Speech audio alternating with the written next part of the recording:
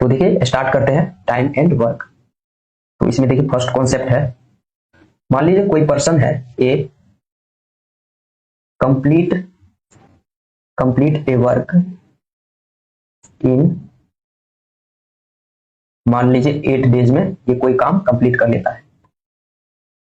कोई पर्सन ए है जो किसी काम को 8 डेज में कंप्लीट कर लेता है।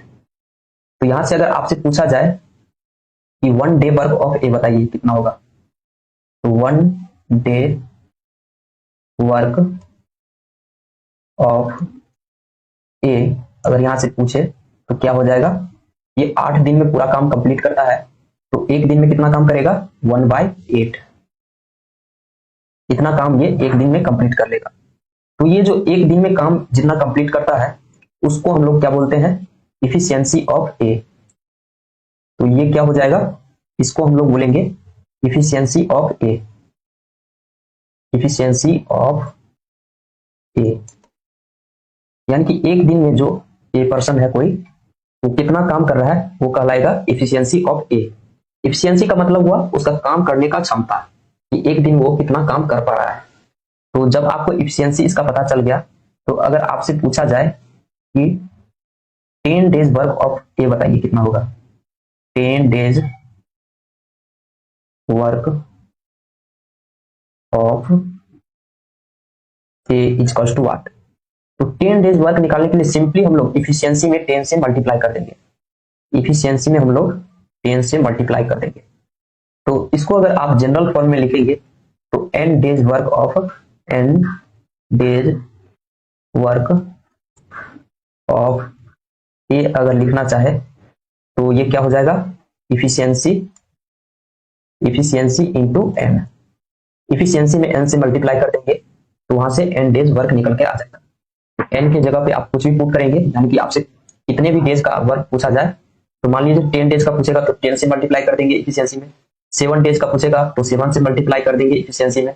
तो इस तरह से आप जितने डेज का वर्क आपसे पूछा जाएगा वो आप इजिली यहां से कैलकुलेट कर पाएंगे। तो ये काफी बेसिक सा कॉन्सेप्ट है इफिशियंसी का, ये पूरे चैप्टर का बेस है, इसी से सारा क्वेश्चन सॉल्व होगा। तो अब चलिए नेक्स्ट कॉन्सेप्ट देखते हैं इसमें।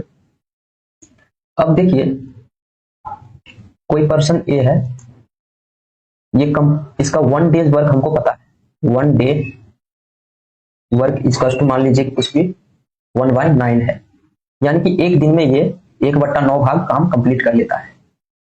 तो ये 1 डे वर्क को हम लोग क्या बोलते हैं, इसका इफिशियंसी भी बोलते हैं। ये क्या है, इफिशियंसी ऑफ ए है। तो यहां से अगर पूछा जाए, जब 1 डे वर्क किसी पर्सन का पता चल गया, तो अगर आपसे क्वेश्चन पूछा जाए कि ए कितने डेज में पूरा काम कंप्लीट कर लेगा, तो यहां से अगर लिखेंगे in how many days, in how many days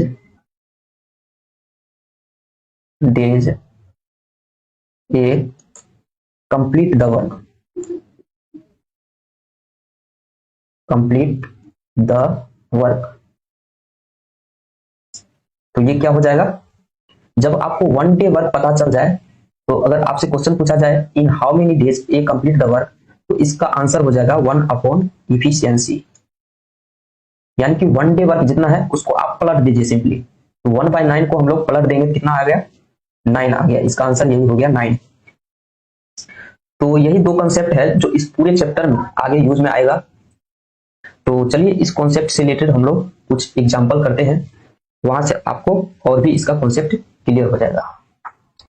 तो एक एग्जाम्पल देखिए, ये किसी काम को करता है 10 दिन में, और बी किसी काम को, बी उसी काम को यानी कि सेम काम को करता है 15 डेज में। तो यहां से आपसे पूछा जाए ए और बी दोनों मिला के, ए प्लस बी, यानी कि ए और बी दोनों मिलके इस काम को कितने डेज में कंप्लीट करेगा। तो इस टाइप का क्वेश्चन सॉल्व करने के लिए हम लोग कैसे करेंगे, तो इसको देखिए। तो सिंपल सा मेथड है इसका, कोई भी क्वेश्चन हो उसमें हम लोग पहले क्या करेंगे, सबसे पहला काम है 1 डे वर्क निकालना। A do the work in 10 days, A 10 days में वर्क कंप्लीट करता है, तो 1 डे वर्क ऑफ ए क्या हो जाएगा, यहां से 1 डे वर्क ऑफ ए अगर लिखेंगे कितना हो जाएगा 1/10 हो जाएगा। और फिर बी के लिए 1 डे वर्क निकालेंगे, 1 डे वर्क ऑफ बी क्या हो जाएगा 1/10 15 हो जाएगा। तो हमको निकालना है ए प्लस बी का कि कितने डेज में कंप्लीट करेगा।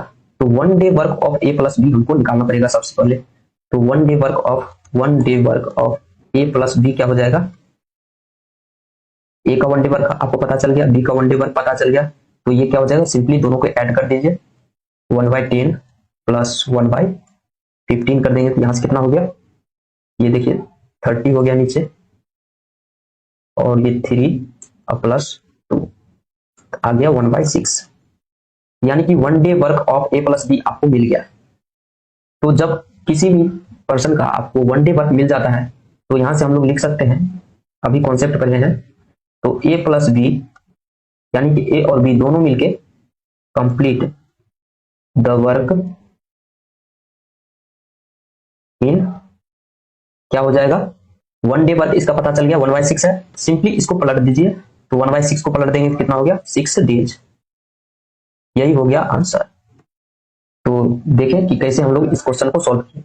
तो इसी मेथड से आपको हर क्वेश्चन को अप्रोच करना है कि पहले आपको 1 डे वर्क निकालना है, और फिर हम लोग से जो क्वेश्चन में पूछा जाएगा उसके हिसाब से क्वेश्चन को सॉल्व करेंगे।